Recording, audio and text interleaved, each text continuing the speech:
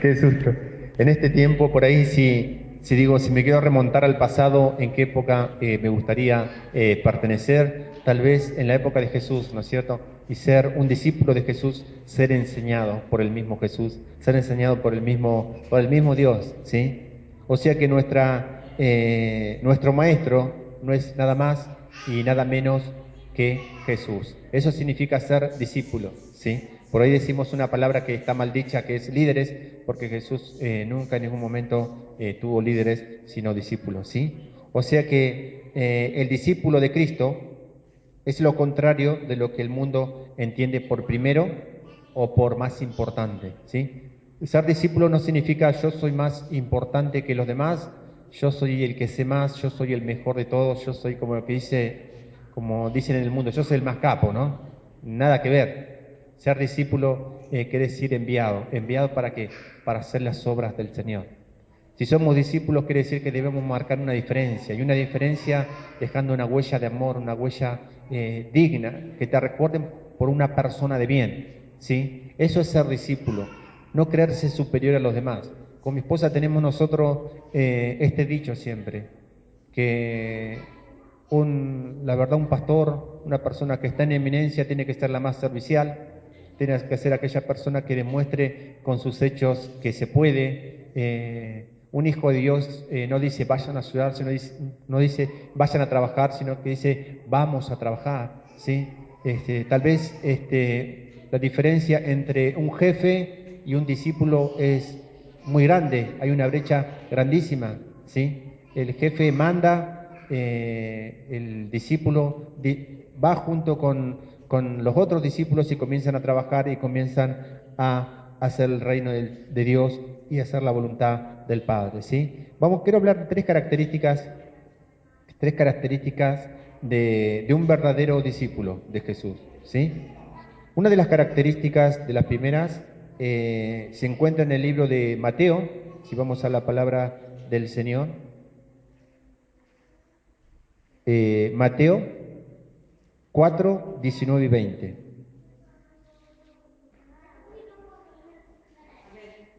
Amén.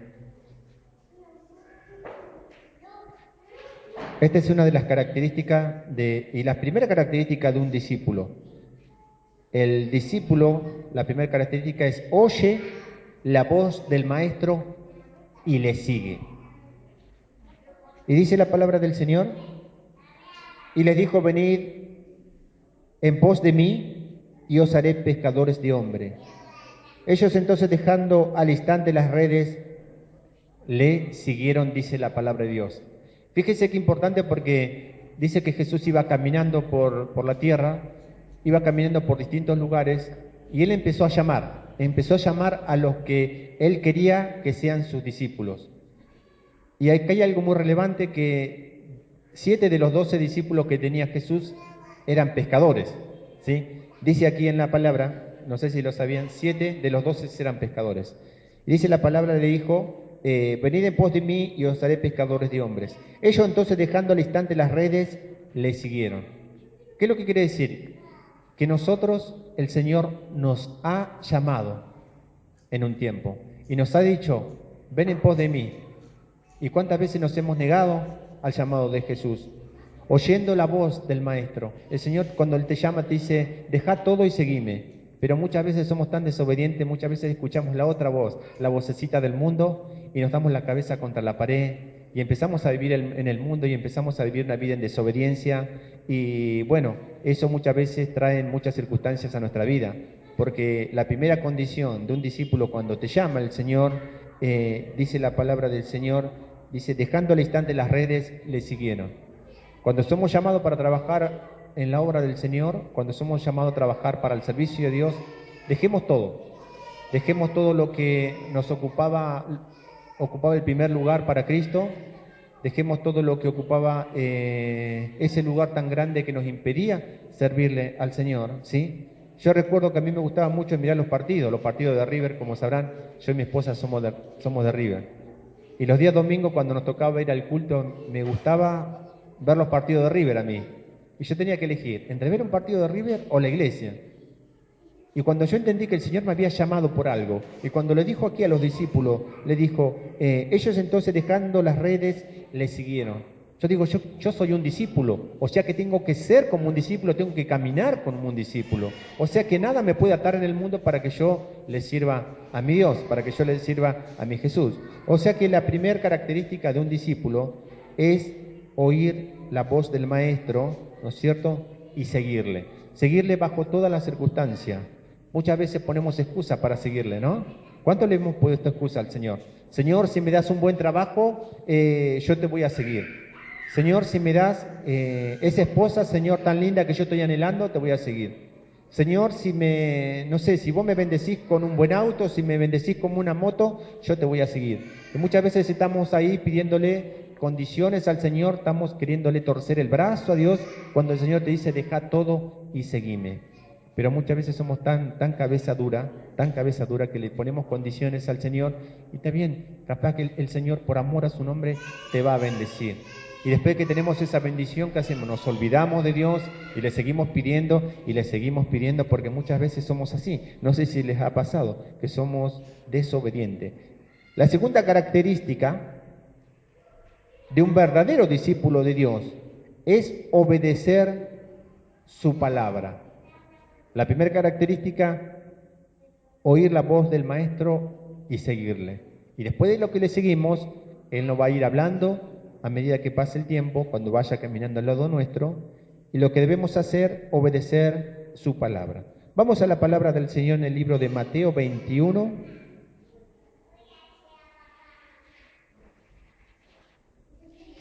Tiene que estar por ahí cerquita.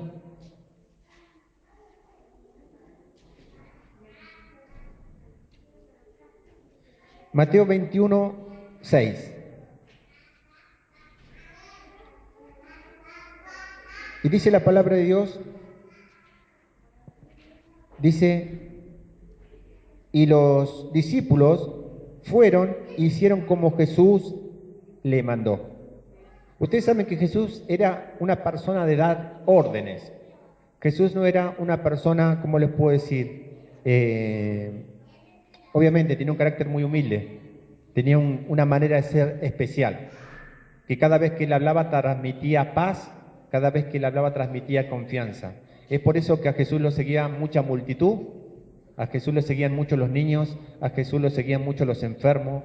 Yo me imagino, ¿sí?, que a una persona que anda enojada todo el tiempo, una persona soberbia, me puedo llegar a imaginar que una persona que anda protestando, que se anda quejando a cada rato, no va a tener tanta convocatoria, ¿sí? Es como que muchos no lo van a seguir porque quieren ver algo especial en esa persona. A mí me ha pasado que yo tengo ese sentido, ¿no?, que me doy cuenta de las personas cuando realmente viven en santidad, ¿sí? Una persona que vive en santidad, vos te acercás a hablar con ella y te atrae la santidad de la persona, ¿sí? La paz que tiene en su corazón, su manera de hablar, su manera de ser, tal vez sus gestos, ¿sí? Una persona que no es quejosa, una persona que no es murmuradora, una persona que en realidad habla de Cristo todo el tiempo, esa persona vive en santidad. ¿Por qué? Porque la santidad proviene de Dios. Todos somos santos, pero no todos vivimos la santidad. Algunos tenemos la apariencia de santidad, pero en realidad estamos siendo otra cosa. Y dice la palabra de Dios, los discípulos fueron e hicieron como Jesús les mandó. Cada cosa que Jesús le demandaba que hagan los discípulos, ellos iban y lo hacían. A veces las cosas les salían bien, otras veces les salían mal, pero lo mejor que tuvieron ellos fueron obedecer la palabra de Dios. ¿Y cuántas veces nos cuesta a nosotros? Hablo siempre por mí mismo. Yo siempre digo, cuando yo voy a predicar y el Señor me da una palabra, primero me habla a mí, ¿sí? Me habla a mí para corregirme, me habla a mí para exhortarme y me habla a mí para examinarme, para ver cómo yo estoy, si estoy íntegro, si estoy caminando con un corazón limpio adelante de la presencia de Dios. Obedecer la palabra de Dios. ¿Cuántas veces cuesta obedecer la palabra de Dios? ¿Cuántas veces cuesta ser obediente a todo lo que el Señor nos manda? El Señor nos manda muchas veces a callarnos, el Señor nos manda muchas veces andar y pedirle perdón a tu hermano, a aquella persona que te ofendió, pedirle perdón a aquella persona que te lastimó, y nosotros nos encontramos peleando con Dios y le decimos, Señor, ¿por qué le voy a pedir perdón? Es Él el que me tiene que pedir perdón a mí. pero el Señor te dice, andá y pedirle perdón. Esa es la obediencia, eso es lo que nos cuesta.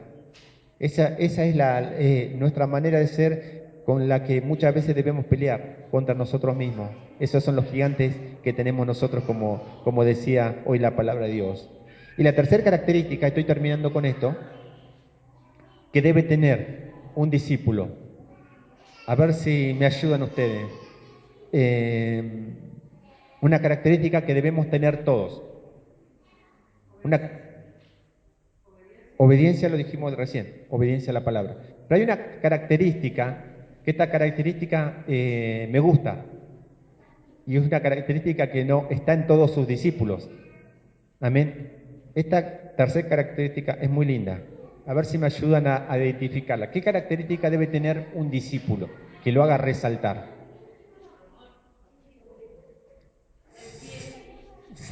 Sí, pero hay una palabra que define eso. Sí, también, pero hay una palabra que define eso. Una palabrita que define todo lo demás. Sí, pero esa palabra define todo eso. Humildad. Sí, puede ser, pero hay una palabrita que define todo. ¿Qué debe tener un discípulo? Santidad, sí, pero ¿qué más? ¿Qué es lo que debe dar? ¿Qué es lo que debe dar un discípulo? Nosotros tenemos algo. A ver, cuando conocemos al Señor, cuando aceptamos a Jesús en nuestro corazón, viene el Señor y hace algo. Te da algo a vos, Diana, a cada uno de ustedes, a ti y a ti. Y el Señor nos da algo. Y al darnos algo, nosotros tenemos que dar de eso que nos dio Dios. ¿Qué debemos dar?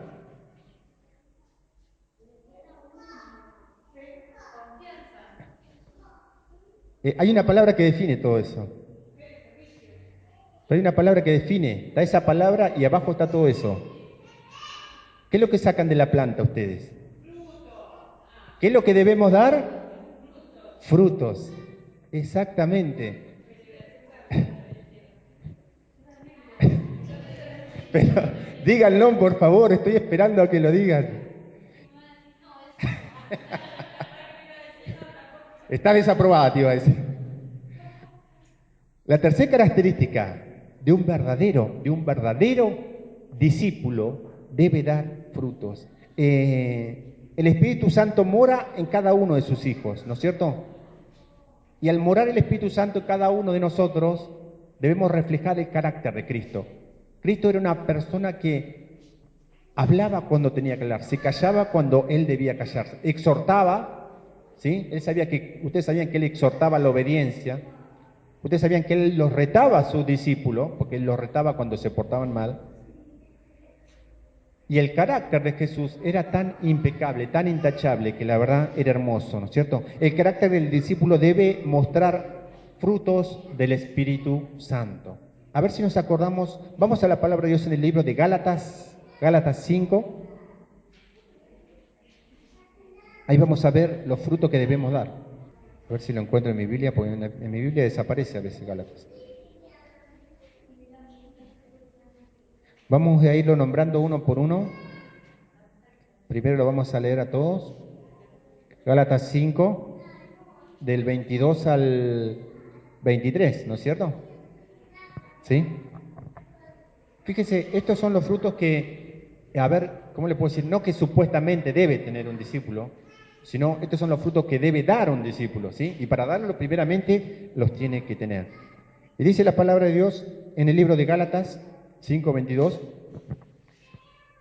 mas los frutos del Espíritu es amor, gozo, paz, todo lo que estuvieron nombrando recién que está bien, paciencia, benignidad, bondad, fe, muy bien, Juliano, mansedumbre, templanza, contra tales cosas no hay ley. Muy bien, bueno.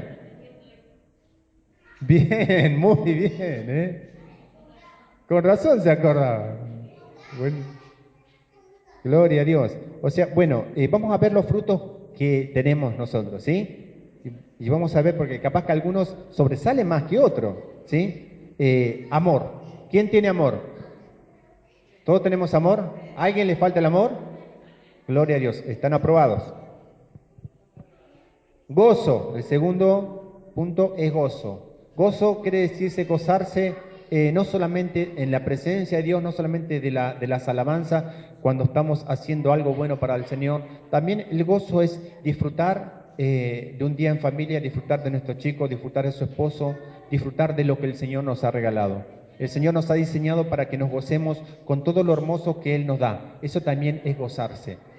Cuando me siento a la mesa con mis hijos y mi nuera, yo me gozo porque yo digo, este momento es hermoso, Dios lo preparó. Y yo no puedo estar en la mesa comiendo o tomando mate con mi familia y tener cara triste, cara amargada, cara de sufrido, porque eso quiere decir, no demuestra mi felicidad, no demostraría mi gozo en mi vida. El otro fruto es paz. ¿Todos tienen paz? Amén. Gloria a Dios. Paciencia. Wow, wow. ¿Todos tenemos paciencia? A ver, Marta me parece que tiene más paciencia, ¿eh? Sí, miren, ustedes saben, nosotros tenemos un chiquito que se llama Mateo. Chiquito le decimos, pero es más alto que yo. Y tiene ese chico, yo le puedo decir, la facultad de sacar de quicio a todos en la casa. Tanto a mí como a mi esposa, como al hermano y como a la novia del hermano también, tiene la facultad de sacarlos de quicio. O sea que con eso, fíjese, con eso nos prueba el Señor, ¿no es cierto? Si nosotros muchas veces le decimos, Señor, dame paciencia, Señor, te pido que me des paciencia. ¿Sabes lo que va a hacer el Señor? Te va a traer luchas, te va a traer pruebas, o te va a poner una persona al lado para probar tu paciencia. ¿Sí? Recuerde, pídele paciencia al Señor y el Señor te va a mandar luchas, te va a mandar pruebas y te va a poner una persona insoportable al lado tuyo para probar tu paciencia. O si no, pregúntele a mi esposa. A veces me dice que soy imbancable, me dice mi Señor. Te está probando la paciencia el Señor. Amén, gloria a Dios, hermano. Gloria a Dios. El otro fruto es benignidad. ¿Qué significa benignidad? Benignidad quiere decir que una persona buena.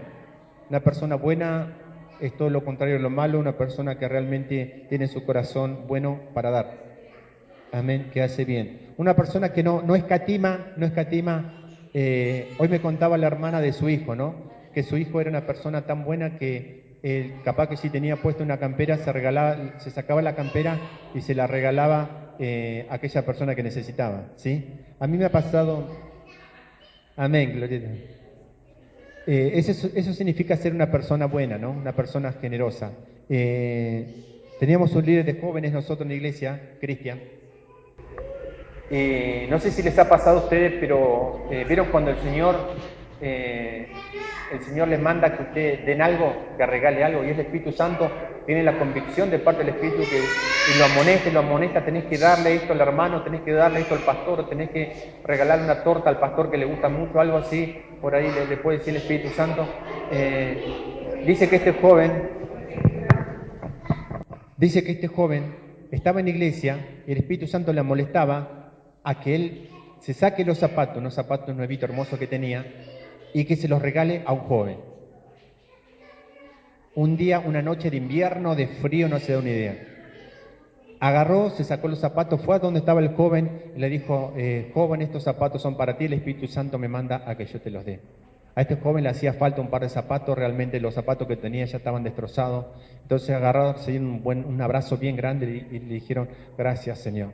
Este joven, ¿sabe cómo se fue a la casa?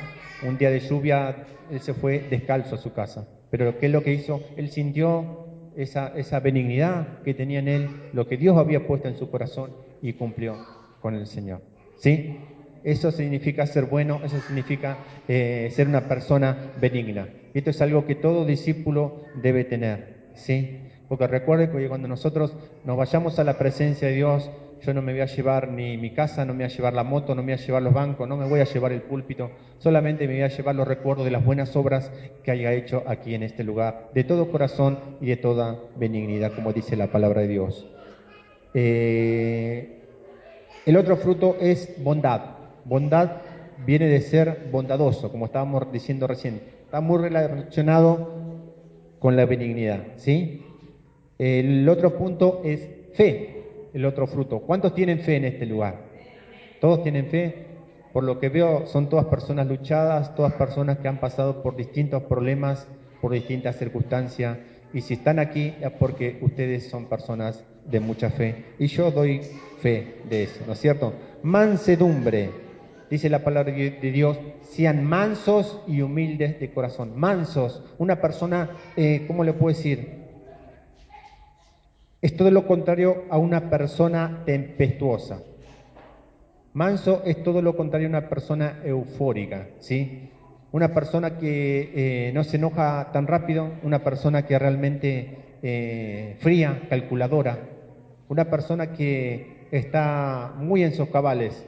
Una vuelta hablábamos con un profesor, él es pastor, Eusebio Dir, y nos dijo en un estudio que estábamos dando del libro de Efesios, y él nos decía, yo me propuse en mi corazón no enojarme, ser una persona mansa. Hace 3 años que yo no me enojo. Entonces yo digo, pero pastor, ¿cómo es posible que no se enoje? Porque yo sé que pasan muchas situaciones, tal vez en la familia, no sé, tal vez con tus hijos que te hagan enojar, ¿no es cierto? Y yo le decía, pastor, ¿cómo tuvo ese dominio? Me dice, la palabra de Dios dice que debemos tener dominio propio, ¿sí? Si no somos unos cobardes. Entonces me sorprendió el pastor porque hacía 3 años que no se enojaba. 3 años, ¿saben lo que es? Con ninguna discusión, él le había contado que había tenido muchas discusiones, pero nunca llegó a enojarse. Siempre habló con mucha claridad y con mucha mansedumbre, ¿sí? Los animo. ¿Quién se anima a poner por obra el tema de la mansedumbre, de no enojarse? No escucho ningún amén. Diana, te desafío. Diana no quiere decir amén. Gloria a Dios. Recuerden que estos son frutos que debemos tener todos sus discípulos, ¿sí? La templanza, contra tales cosas no hay ley, dice la palabra de Dios. Recuerden que todos estos frutos del Espíritu hace que un discípulo honre a su Padre. Todos los frutos que nosotros tenemos, todos los frutos que nosotros realmente estamos dando, le estamos dando la honra al Señor. El Señor se glorifica en que sus hijos lleven muchos frutos, ¿sí? No que hagamos resaltar solamente el fruto del amor y dejemos la paz allá abajo, el de la templanza y dejemos la mansedumbre, no. Todos nuestros frutos, amados, yo les voy a decir una cosa, nosotros somos como un arbolito, ¿sí? Y los arbolitos, vieron que algunos tienen las frutas más arriba, otras más abajo, y cuando queremos arrancar esa frutita, hay veces que agarramos las de abajo porque son las más fáciles, ¿sí? Nosotros somos ese arbolito que nuestros frutos tienen que estar al alcance de la mano de todos, y que todos vengan y coman de nuestro fruto, que todos vengan y se alimenten de nuestro amor, que todos vengan y se alimenten de nuestra paz, se alimenten de nuestro gozo, de nuestra templanza, de nuestras alegrías. Contra tales cosas no hay ley, dice la palabra de Dios. Un discípulo de Dios debe ser una persona que represente al Señor aquí en la tierra. Que seamos la imagen de Jesucristo aquí en la tierra. Que no nos conozcan como personas odiosas, como no nos conozcan como personas chismosas, que no seamos conocidos como aquellas personas murmuradoras, como aquellas personas que se enojan fáciles, sino que seamos conocidos como hijos de Dios que saben dar frutos. Amén. Y gloria a Dios. Denle un fuerte aplauso al Señor, ya con esto he terminado. Y bueno, gracias al Señor, Él nos dio una linda, una hermosa enseñanza. Amén. Cierre sus ojos, quiero estar orando. Padre,